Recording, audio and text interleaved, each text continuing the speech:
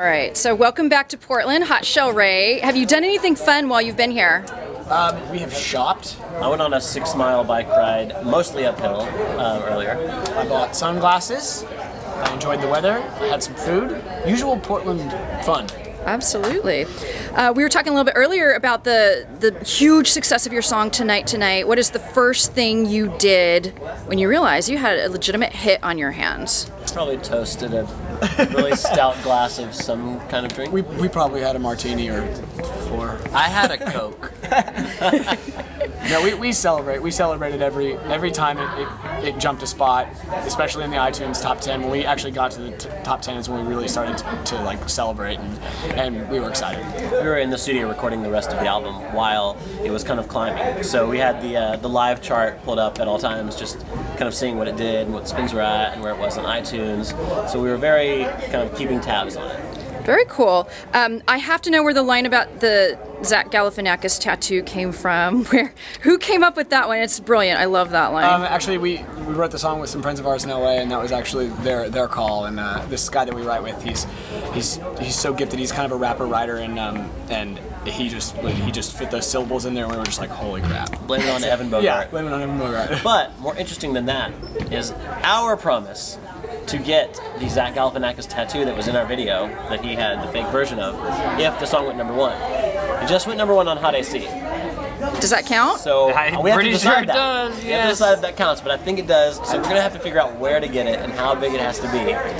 Well, I think you should open it up to the fans. Let the fans decide where you get your Zach. I have a feeling that might go terribly. They would decide on like our chest. Let's just say that our Twitter followers are very creative. Yeah, I remember last time you were here, you were telling me about a story that a fan had written about you guys. Yeah. A while ago. The long one? The vampire story or something. Yeah, Fan fiction. Have you received any other unusual gifts recently? I'm trying to think. Have you had any weird gifts lately? We don't think so. signed something weird. No, it was not a diaper. Maxi pad. We signed an unused He maxi didn't know pad, apparently. and it was Really? the weirdest thing in the world. She was like, "What's the weirdest thing you've ever had signed?" And we were like, we told her what we thought it was, and then she goes, "Sign this," and we were like, "You are win. a winner. You win." And did you sign it? Yeah.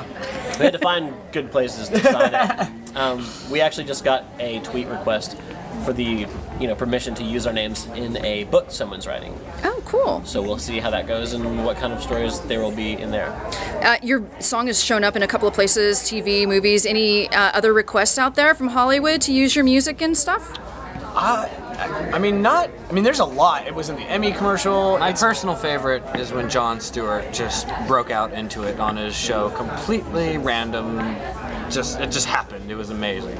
Yeah, we might have videoed that and kept it for ourselves. I imagine one of the coolest things about your successful run with the song has been big celebrities that maybe you look up to or are fans of, like fans of yours. Is that pretty weird?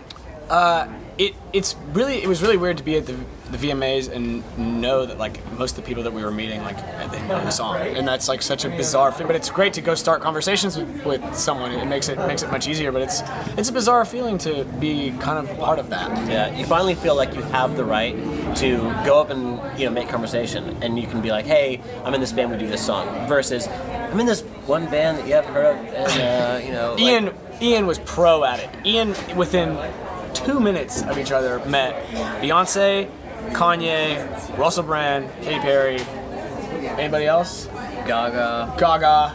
What's your technique, Ian? What do you do? I was just very free-spirited that night. champagne pouring. Yeah. You don't want to give up your secrets. You don't want anyone stealing it. Let's just put it this way: we didn't know that they give you an endless stream of champagne in the camera area of the VMA, so we had plenty of champagne, and Ian was just like, "Hey, I'm Ian. Nice to meet you." And it worked. It's the VMA's ploy. They're like, "This will be a really interesting show. We get everyone here drunk and see what happens." I think so. Taylor Swift brought you up on stage in her show in LA recently. You guys friends for a while? Yeah, we're friends. We actually became friends back when she did the Thug Story parody for the Country Music Awards.